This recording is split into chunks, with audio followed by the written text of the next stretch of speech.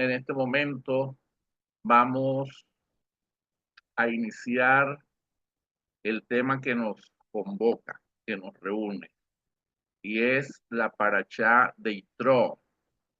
Y yo le puse como título El precio de un despertar.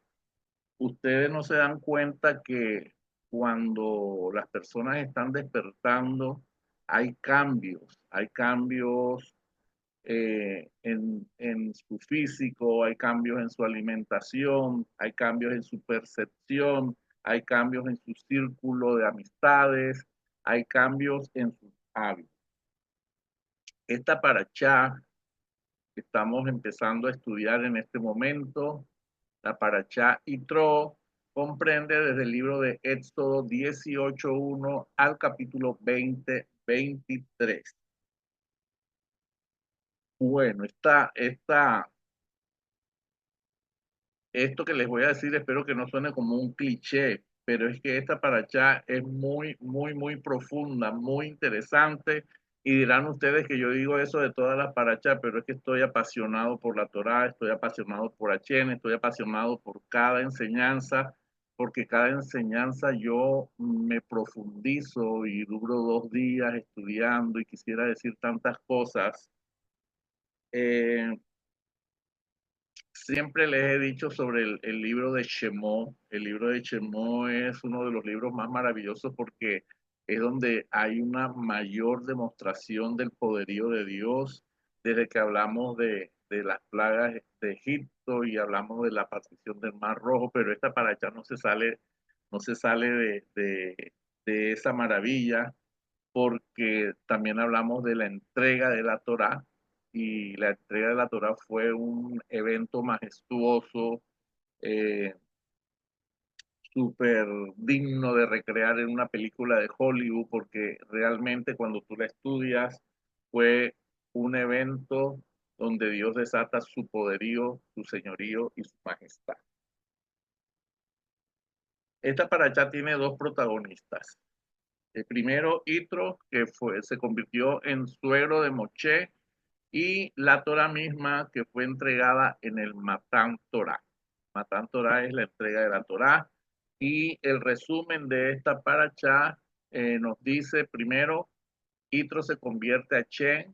Segundo, Itro aconseja a la designación de jueces, preparativo para la entrega de la entrega de la Torá, los 10 mandamientos y las misbots dadas después de los 10 mandamientos. Ese es el resumen de toda la paracha. Ustedes durante este Shabbat tienen que estudiarlo más detalladamente. Aquí nos enfocamos siempre en algún aspecto que me llama a mí la atención de la paracha y realmente eh, para mí,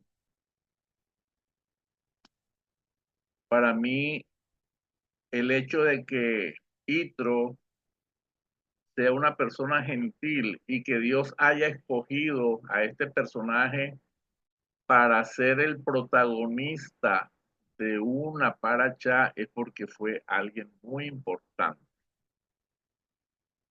La pregunta del millón es, si Itro no era originalmente israelita, ¿qué hizo él para merecer llevar el nombre de una paracha? Y podemos estudiar que él salió de la corte egipcia, era uno de los principales consejeros del faraón junto a Job, sí, Job, el libro de la Biblia, él es un personaje antiguo de la Biblia, y junto a Bilam eh, estuvo como consejero del faraón, y Itro era un reconocido estadista, pero cuando él sale de la corte del faraón, entonces se fue a Madián. Madián hoy en día es Arabia Saudita, región que se extiende por la costa del Mar Rojo y llega hasta la frontera de Jordania. Ahí cuando llega a Madián, ahí fue designado sumo sacerdote de los dioses de esa nación. Wow. Claro, él era Él era un estudioso, él era un buscador, él era un buscador de la verdad.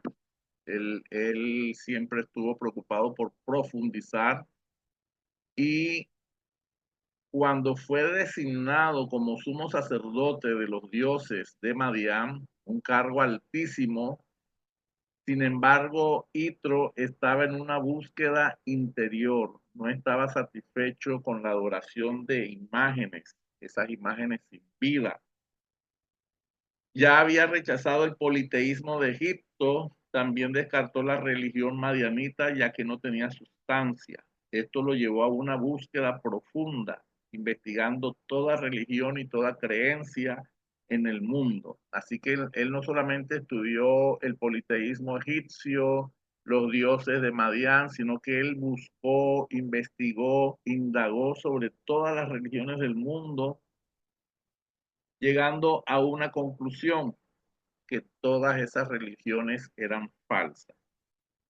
A pesar de que no había conectado con la luz infinita, a pesar de que no había tenido conocimiento del Dios de Israel, no pudo continuar sirviendo a dioses sin peso y sin verdad. Dice el Midrash, al renunciar a su alto cargo, regresó todos los objetos idolátricos usados para el servicio a los dioses. El pueblo de Madián se sintió rechazado y ofendido y en represalia lo excomulgaron. ¿Qué significa que lo excomulgaron? Declararon a Itro fuera de la comunión o trato con otras personas y del uso de los sacramentos o ritos religiosos de esa religión. Esto significa grave lo que sucede a partir de ese momento, que nadie se casaría con sus hijas, nadie le ayudaría o asistiría de algún modo y nadie podía trabajar con él. Él no podía contratar ni ser contratado. Es obvio que Hitler estaba en una búsqueda y estaba en un despertar de conciencia, lo cual, por lo cual había probado todas las religiones conocidas y eso le produjo un conocimiento, eso le produjo una sabiduría, pero también tenía una insatisfacción interna. Es como cuando nosotros llegamos a la Torá. Nosotros decimos que nosotros conocimos la Torá, pero realmente la Torá es la que nos encuentra a cada uno de nosotros.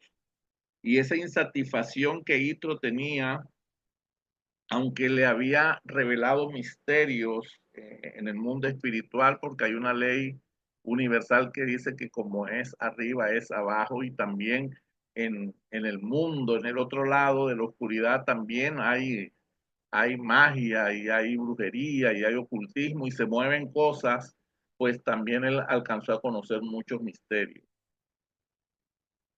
Así que quiero abrir un paréntesis para que ustedes sepan algunas señales que cuando una persona tiene un despertar de conciencia. Una de las primeras señales que una persona tiene un despertar de conciencia es cuando la persona termina solo, en la soledad, lo que le pasó a Itro. Lo excomulgaron, lo sacaron de la sociedad, prohibieron a la ciudadanía que se acercara a las hijas solteras de Itro. Y así como Itro quedó solo en su búsqueda, incomprendido por las personas que seguían su sistema de creencias idolátrico, rechazado y aislado, quizás a pesar del modernismo, te has sentido así y te has visto en una soledad, pero todo es para bien. Quizás tú estás haciendo chavá y dices, el resto de tu familia dice, pero mira, esta persona está haciendo chavá, eso ya no se usa. O quizás prefieres estar solo porque necesitas estar en conexión con Dios y ya no quieres estar escuchando otras cosas, sino que quieres estar conectado con Dios. Y por eso esos momentos de soledad es cuando puedes conectar con tu ser interior. Conectamos primero con nuestro ser interior, tenemos un conocimiento de nuestras esferas energéticas, de nuestra luz, aprendemos a escuchar la voz de Dios y también aprendemos a escuchar nuestra voz interna y de ahí conectamos con la divinidad, con la luz infinita. Otra cosa que pasa cuando tienes un despertar de conciencia es que empiezas a cuestionar todas tus creencias y el universo empieza a conectarte con personas, con libros, con videos y, y con cosas que te llegan que te dicen, wow, yo lo pensé, yo lo anhelé y me llegó en ese momento y todas esas herramientas te ayudarán en el camino. Itro conectó primeramente con Moshe Rabén.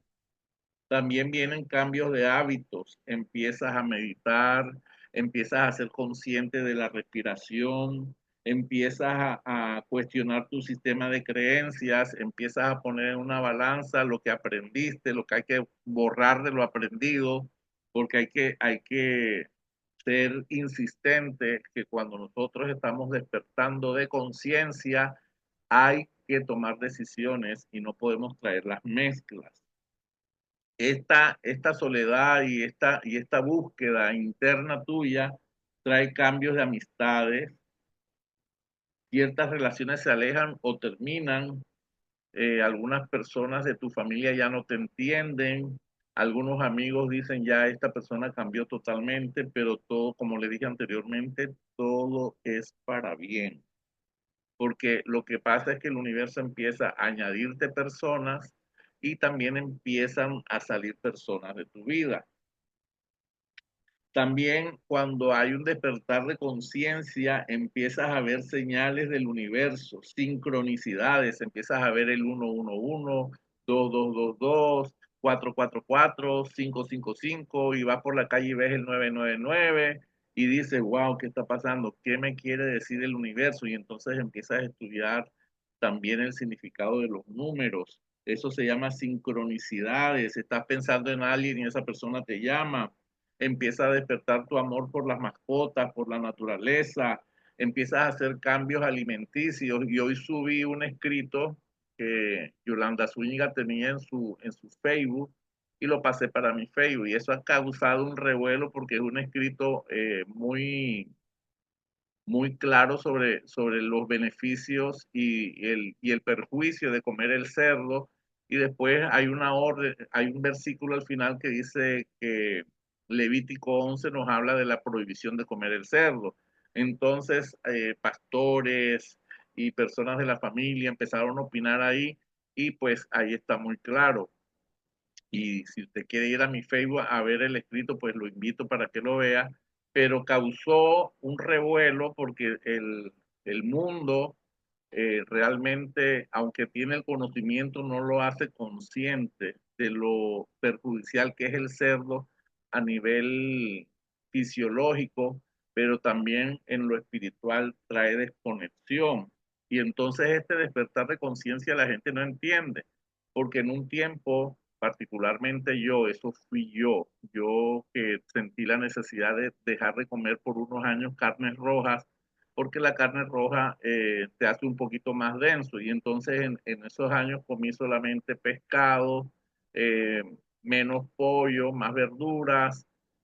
No fue un desbalance, fue más bien un balance para poder elevar mi espíritu, para ser menos denso y también empezamos a comer kosher, que es alimentación kosher, los alimentos permitidos, donde su proceso se cuida desde que se siembra la semilla hasta que llega al supermercado y también la manera de afaenar los animales, porque cuando tú vas a un matadero sin la reglamentación del CASRU, de Chejitá, no tienen el cuidado de que los animales no sufran, de que los animales no tengan miedo, de que los animales no tengan dolor.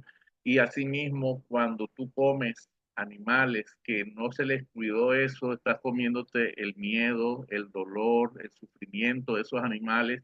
Y por eso en el mundo hay tanto sufrimiento, tantas personas amargadas, tantas personas con miedo, porque cuando te comes la carne de esos animales que no fueron bien sacrificados, te estás comiendo todo ese dolor, te estás comiendo todo ese miedo, te estás comiendo todas esas fuerzas que no las vemos naturalmente, pero están ahí y vemos también cómo las personas se enferman de los nervios, se enferman de ansiedad y se enferman de muchas otras cosas. Así que una de las señales del despertar de conciencia es cuando tú voluntariamente dices, no voy a comer más cerdo, no voy a comer más mariscos, voy a comer más verduras, voy a tomar más agua, voy a hacer ejercicios, voy a cambiar mis hábitos y empiezas a ver cambios físicos, empiezas a sentir vibraciones, empiezas a discernir las energías, desarrollas la clarividencia, que es la capacidad de tener visiones espirituales conectadas con el mundo superior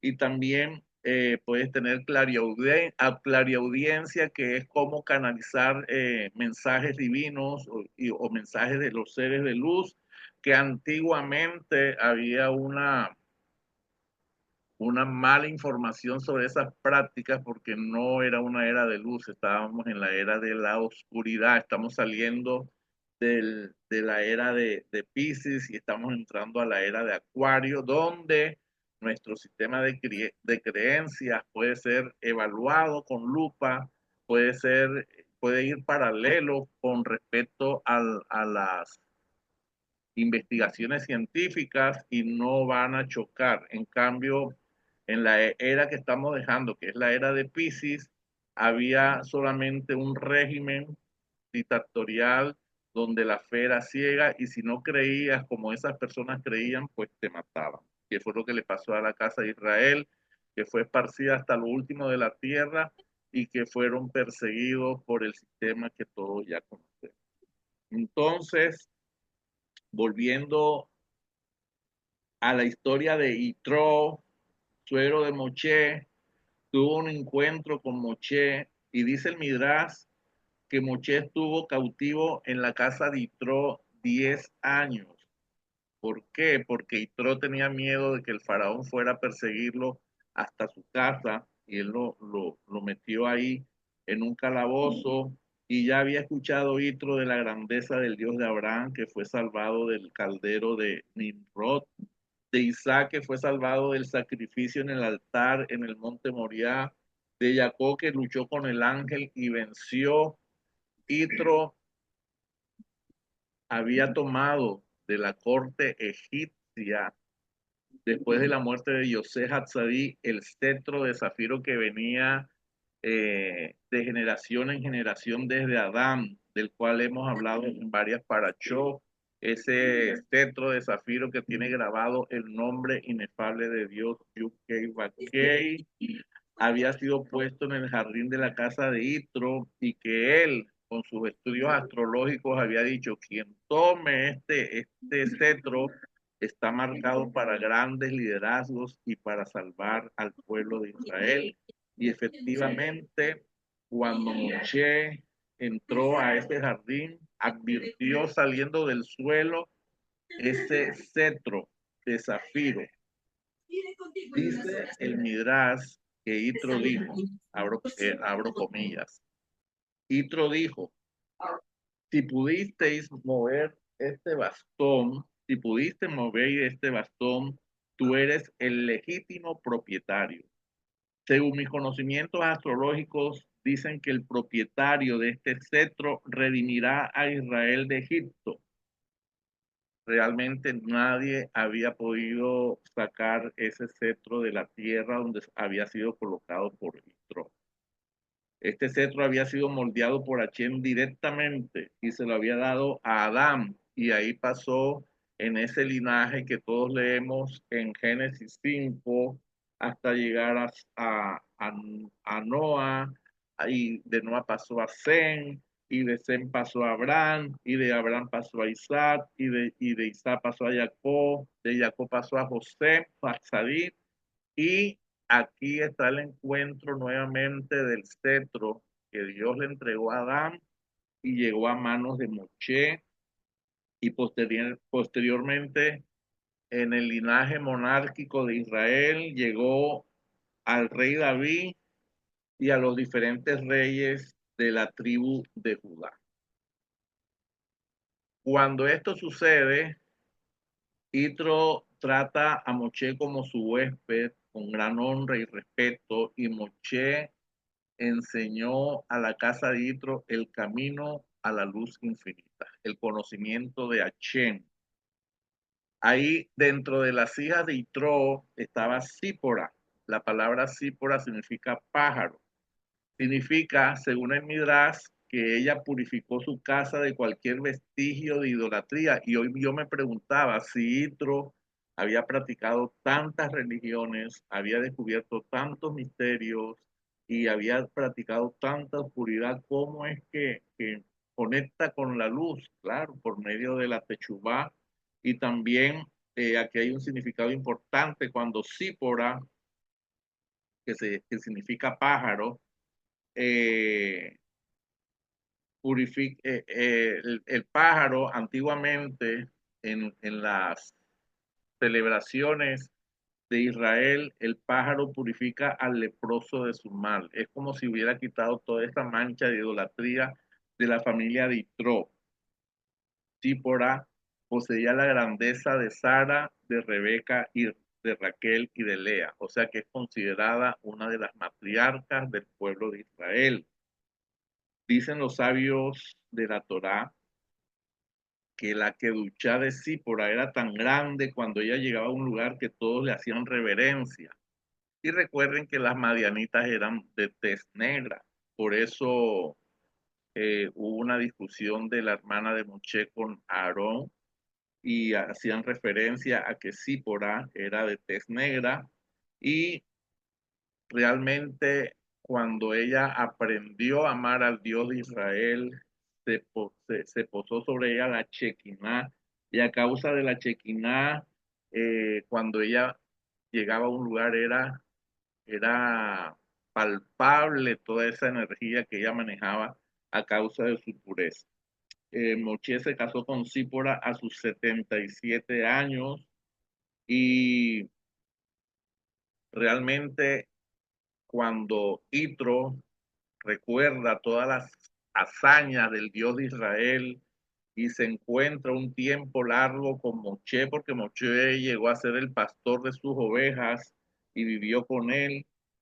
Itro escuchó y aprendió del poderío de Dios y fue mucho más fuerte cuando escucha la historia de la partición del Mar Rojo y de la guerra con Amalek, que Amalek también manejaba muchas fuerzas ocultas, pero el pueblo de Israel pudo vencer por ese respaldo que tuvo del Dios de Israel.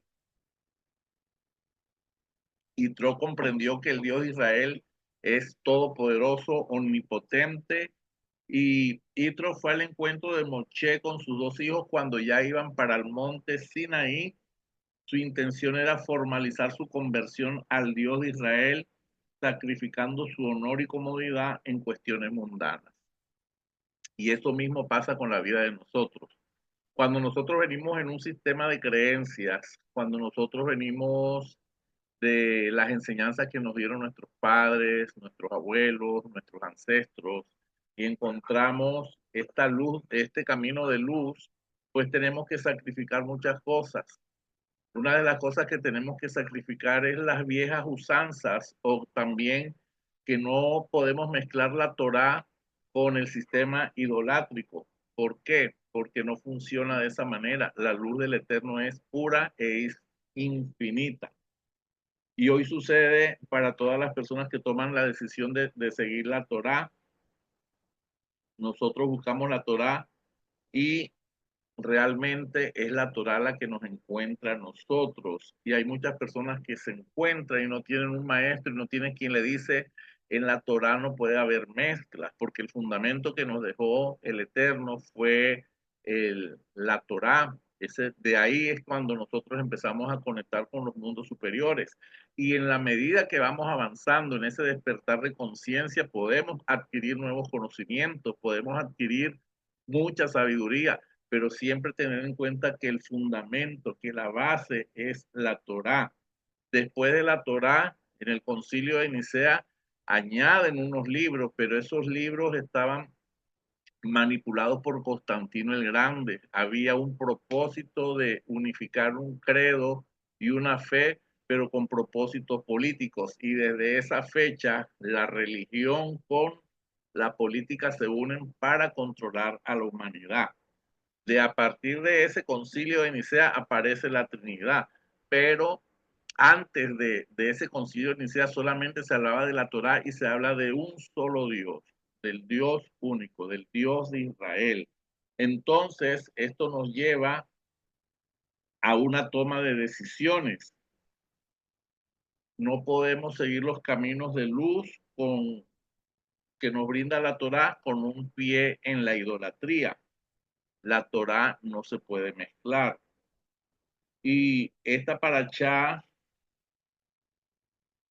tiene una energía especial de sanidad. Esta paracha tiene una energía, vamos a leer el Midrash en la página 163, el Midrash de Yitro, que Hashem lo curó de toda su incapacidad. Vamos a leer ahí en la paracha Yitro del Midrash, en el Matan Torah, dice, Achén examinó a los hijos de Israel quienes partieron de Egipto y los encontró imperfectos. ¿Por qué imperfectos? Porque llevaban 210 años de sufrimiento, de dolor, de golpes, de humillaciones, y los encontró imperfectos. Algunos de ellos eran rengos, ciegos, impedidos de otro modo, y dijo a Achén, ¿cómo puedo yo entregar mi perfecta Torah a una nación que está imperfecta? Con todo, en lugar de esperar a que la próxima generación crezca y demorar la entrega de la Torá, yo curaré a este pueblo. Achén entonces curó a todos los ciegos, un hecho el cual, derivado del pasú, respeto a Matán Torá, el pueblo íntegro vio, Shemot 20:18. Él curó a aquellos que eran sordos, como está enunciado, que todos contestaron, todo lo que Achén diga, nosotros haremos y oiremos. Todos aquellos quienes eran rengos fueron también curados, como está anunciado en el IBI 19:17, y ellos estaban parados al pie de la montaña. Asimismo, Achén los curó de toda otra incapacidad. Y en la medida que usted está escuchando esta porción, el Eterno también va a estar sanando los cuerpos enfermos y una vez que ellos fueron sanados, empieza un gran espectáculo en el monte Sinaí. Yo no sé si ustedes vieron la foto que se mandó ayer, la publicidad que se mandó ayer. Ahí estoy yo con un ranchito en la parte de atrás. Esa es la cima del monte Sinaí. Y toda esta historia que les estoy diciendo eh, se da en ese monte Sinaí y una manifestación hermosísima. Es una manifestación que se dio en esa montaña que ahora pertenece a Egipto, pero realmente es considerada Tierra Santa, ese monte Sinaí. Se dio en medio de truenos, relámpagos, y el pueblo se congregó alrededor del monte Sinaí. Antes de llegar a ese monte Sinaí, Dios prepara al pueblo de Israel, atraviesan el mar, que es como si hubieran hecho Mizpeh, entran en una dieta alimenticia de maná y de codornices, es como si estuvieran comiendo kosher, y recibieron durante 7 semanas las instrucciones dadas por Moshe, y 3 días antes de la entrega de la Torah hubo una suprema manifestación de purificación para ser recipientes adecuados para recibir la Torah. Estando ellos al borde del monte Sinaí, estaban todos, incluyendo, por eso cuando las personas cuestionan, ¿y por qué tengo que hablar Dios de que Dios me sacó de Egipto? ¿Por qué? Porque ahí espiritualmente estaban todas las almas, la suya y la mía. Millones y millones de personas no nacidas estaban presentes. Por eso el monte Sinaí, la cima del monte Sinaí, se veía oscura, pero es que estaban todas las almas que en algún momento estaban marcados para conocer la Torá. Ahí estábamos usted y yo, y estábamos todos los descendientes de Israel, conversos y no conversos, que seguirían y aceptarían la Torá en generaciones futuras. Dijo Amén. Adonai a Moshe, mira, voy a presentarme a ti en una densa nube para que el pueblo me oiga hablar contigo y así te dé crédito por siempre. Y Moshe refirió a Adonai las palabras del fuego. Cuando Achén descendió al monte Sinaí, hubo un gran estallido de fuego rodeado por una multitud de 22,000 ángeles y la tierra se estremeció. Era realmente la boda de Israel con Achén. Era el 6 de Sivan del año 2448 antes de nuestra era. El novio estaba esperando a la novia. Israel se desposó en ese momento con Achén. A partir de ese momento, Israel fue catalogado como una gran nación y esa nube espesa envolvió la montaña. Achén inclinó los cielos hasta que ellos alcanzaron el monte Sinaí y se posó sobre el monte Sinaí el trono celestial. Cuando Achén dijo, Anoji, yo soy, se escuchó de manera avasallante, abrasador, incontenible. Dios demostró que los 10 mandamientos vienen ineludiblemente de Él. Cuando dijo yo soy, la creación fue silenciada, los pájaros no volaron ni cantaron, los bueyes no mugieron y los ángeles no cantaron, el océano no se agitó, el universo entero estaba quieto mientras la voz de Hashem estalló. Y ahora yo siempre les pregunto, ¿cuál es el primer mandamiento? ¿Quién me dice cuál es el primer mandamiento? Amar a Dios sobre todas Amar las cosas, a Dios sobre todas las cosas. sobre Bueno, todas por las cosas. es importante amar a Dios sobre todas las cosas, pero el texto original dice, yo soy Hashem vuestro Dios, quien te sacó de Egipto, de la casa del faraón donde fuiste esclavo. Quizás tú en este momento cuestionas, pero si yo no estuve en Egipto, pero como les expliqué anteriormente, nuestras almas estaban presentes en el Matán Torah y él anuncia con esa voz donde se paraliza todo el universo.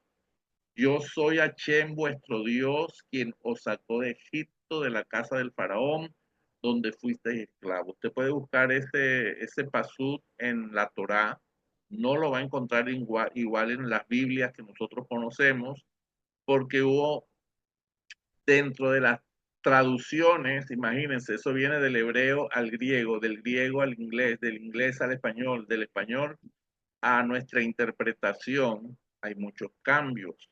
La Biblia fue mal interpretada, mal traducida, a veces con intención y a veces sin intención. Por eso nosotros debemos tener nuestra Torá original. Este mandamiento exhorta a creer en la existencia de un creador omnipotente, saber que él ejerce providencia sobre el universo, que él es la fuerza que dicta todas las leyes naturales y que sustenta y provee para todas las criaturas. Después sigue, no tendréis otros dioses. Y ahí también nos podemos expandir media hora y también dice no pronunciar el nombre de Dios en vano. Así que cuando nosotros, una de las cosas que aprendemos de primero cuando llegamos a la Torah es sacar los nombres paganos que nos mal tradujeron en nuestras Biblias y establecer el nombre del Eterno como debe ser. Ya eso es otra clase. Y ya para ir cerrando, el cuarto mandamiento es la Torá, el Shabbat, perdón, el observar el Shabbat. Eso fue establecido ahí, no como lo tenemos en nuestra Biblia que dice santificar la fiesta, porque esa fue una traducción del sistema de creencias del sistema católico antiguo, pero se establece el Shabbat. Guardar y santificar el Shabbat es una llave para el despertar de conciencia. Cuando usted empieza a practicar Shabbat, se despiertan todos sus centros energéticos, todas sus sefirot, hay una conexión con el Edén, hay una manifestación angelical en sus hogares, es una llave para la prosperidad, es una llave para la unidad familiar, Todo lo que inviertes en Chabá es reembolsado por el Boré Olam, el Dios del universo. El Chabá está centrado en él y para él. Es como la visita de un rey y que la visita de ese rey no puede ser tomada en poco. Tú no invitas a un rey a tu casa y te vas a dormir al cuarto. Tú invitas al rey a tu casa y mantienes la formalidad con ese rey. El Shabbat es una señal en el momento de la redención final. El Shabbat será un sello distintivo. Y vamos a ver qué dice el Zohar sobre el Shabbat en la página 162 de la Parashá Bechalá. Dice el Zohar, que es el nivel cuarto de interpretación de la Torá, el libro del esplendor es la decodificación de los secretos de la Torá. Dice en la página 162, el rabino Abba dice que uno que observa el Shabbat es como si observara toda la Torá, ya que el Shabbat es la delicia de todo. Uno debe invitar al Shabbat a entrar como a un huésped. El Shabbat, el habla secular está prohibida, o sea que en Shabbat no podemos hablar cosas de negocios, ni de Pepito, ni de nadie, solamente hablamos de Dios, porque cuando se hablan cosas seculares en el Shabbat se vuelve contaminado. Wow, tremendo. También dice, Hashem peleará por ustedes si ustedes permanezcan en silencio. Rabí Abba abrió la discusión diciendo, si ustedes restringen su pie a causa del Shabbat de hacer sus negocios en mi día santo, afortunados son los hijos de Israel, que el Santísimo bendito sea Él, a quienes Él desea y quiere juntarse con ellos más que en todas las naciones del mundo. Debido a su amor por ellos, los acercó a Él y les dio la Torá y el Shabbat, el cual es el día más santo que los otros días. O sea que cuando usted ha tenido el privilegio de tener un maestro que les enseñe Shabbat, es porque Dios tenía en su corazón acercarlos a Él de manera especial. Por fuera de las otras personas, usted ha sido especial para Él. Por eso nosotros tenemos que tener especial cuidado de cuidar el Shabbat. Cuando Dios se le revela a mi esposa audiblemente y le dice, guarda y santifica el día de reposo, ella no tenía ni idea de Shabbat. No fue algo que recibió por religión, no fue algo que recibió en una congregación, fue una orden directa de guardar y santificar el día de Shabbat. ¿Qué es lo diferente de guardar? Perderlo. Y santificar es apartarse. Dios nos hace exclusivos, somos seres exclusivos para el eterno y el sello que nosotros vamos a tener como señal es el Shabbat. Y dice en el Zohar, y llamas al Shabbat una delicia, a saber, delicia de todo, delicia del alma, del cuerpo, delicia de aquello arriba y aquello abajo, y llamas al Shabbat y pregunta, ¿qué significa llamas? Contesta su significado. Es que deben invitarlo, como está escrito, reuniones santas o llamados santos, lo cual significa invitados de la santidad, como cuando invita a un huésped a su casa y llamas al Shabbat una delicia. Cuando lo llamas, cuando tú estás en la mañana del viernes y dices, bienvenida la reina del Shabbat, y también bienvenida a la energía del Shabbat, tu casa se llena de luz, pero esa luz se magnifica cuando haces el encendido de las velas. La reina del Shabbat es la Shekinah, cuando tú dices esa presencia divina que se presente, que llena todo tu hogar. Y dice en el Zohar, y es explicado que tu hablar en Shabbat no debe ser como tu hablar entre la semana, porque esa habla, el hablar secular, es diferente a lo que debemos hablar en Shabbat, porque todo lo que nosotros decimos y manifestamos en Shabbat se eleva y estimula cosas seculares arriba. Cuando se hablan cosas seculares aquí en el Shabbat, eso manipula y manifiesta cosas seculares arriba y el Shabbat se vuelve amancillado. ¿Qué significa la palabra mancillar? Manchar. dañar, profanar. Entonces debemos tener cuidado que si estamos haciendo Shabbat, es un ciclo de 25 horas que tenemos que tener cuidado y tener presente que tenemos la visita de un rey en nuestra casa y que nosotros no podemos estar ignorando la presencia de la divinidad ni menoscabando la presencia de la divinidad porque tenemos al rey y también tenemos a su ejército dentro de nuestras casas. Dice el Zohar, uno que invita a un huésped debe esforzarse por agradarle y a nadie más. Solamente debemos agradar a la presencia del rey. Y dice el Zohar, ven y ve, esta palabra que viene de la boca de una persona se eleva y estimula un despertar arriba, ya sea para bien o ya sea para mal. Y quien vive en la delicia del Shabbat tiene prohibido remover asuntos seculares porque causa una mancha en el día santo. Uno que participa en la celebración de un rey no tiene permiso de abandonar al rey y arreglarse con alguien más. Wow. Entonces, esta paracha de Yitro nos enseña muchas cosas, pero como les dije en un comienzo, el protagonista es Yitro y la Torá. Salmo 19, 8 y 9 dice, la Torá del Eterno es perfecta, restaura el alma. La palabra del Eterno es verdadera y hace sabio al sencillo. Y aquí abro un paréntesis porque me parece espectacular cada vez que yo les digo que en Isaías 35, 8, Dios nos da como ese consuelo y dice, y habrá allí calzada y camino y se llamará camino de santidad. No pasará inmundo por él. El que ande por este camino, por torpe que sea, no se extraviará, porque el camino estará con ellos. La Torá nos enseña de ir de ciclo en ciclo y de fiesta en fiesta, de chabá en chabá, de rojo des en rojo des. Y eso lo incluimos a las fiestas de primavera y a las fiestas de otoño.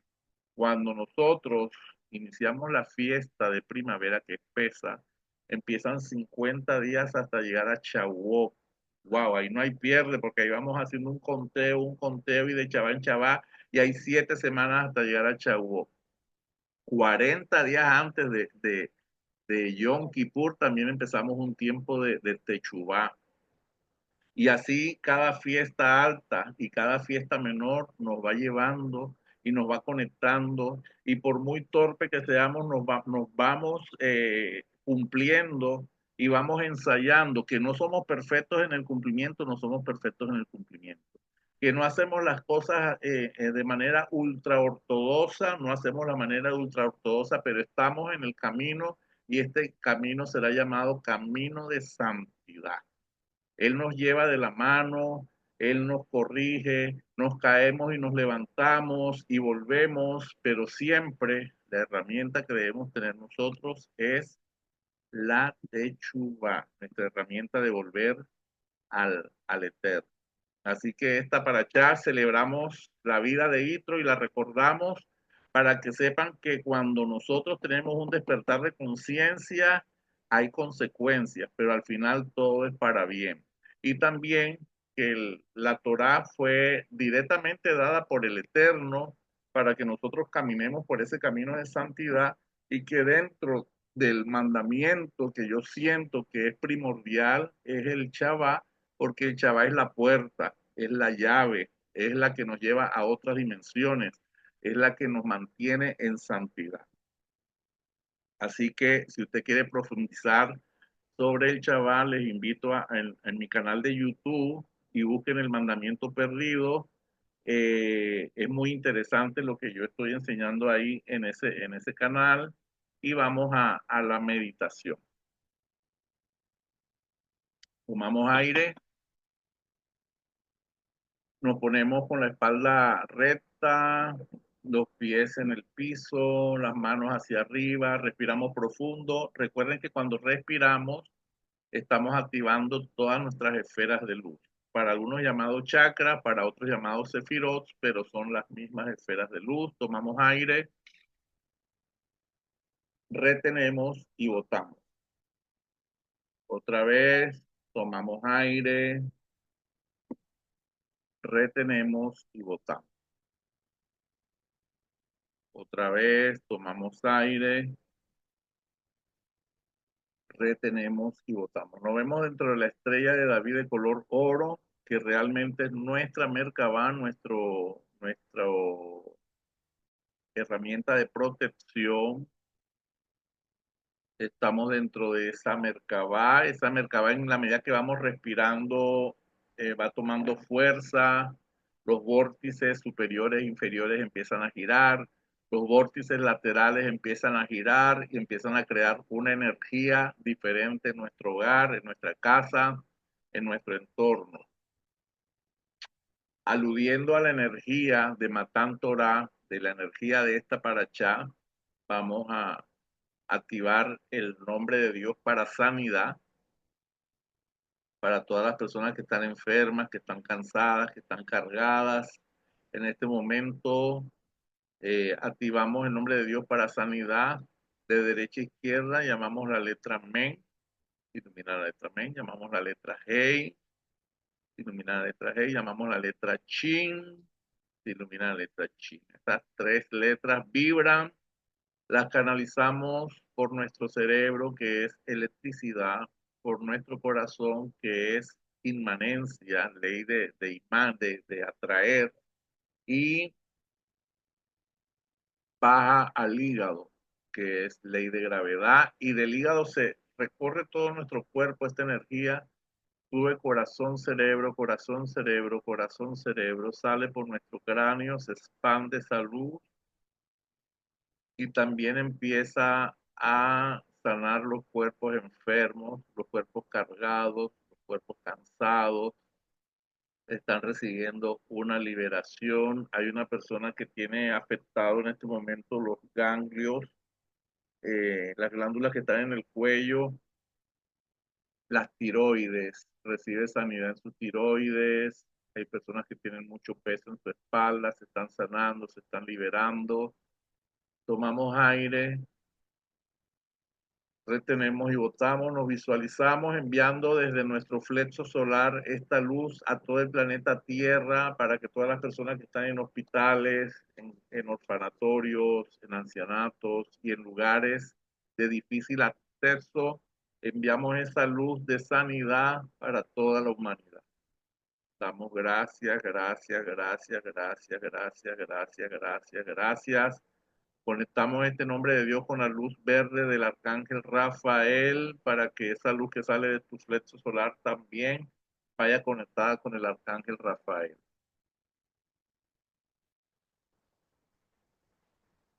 Tomamos aire.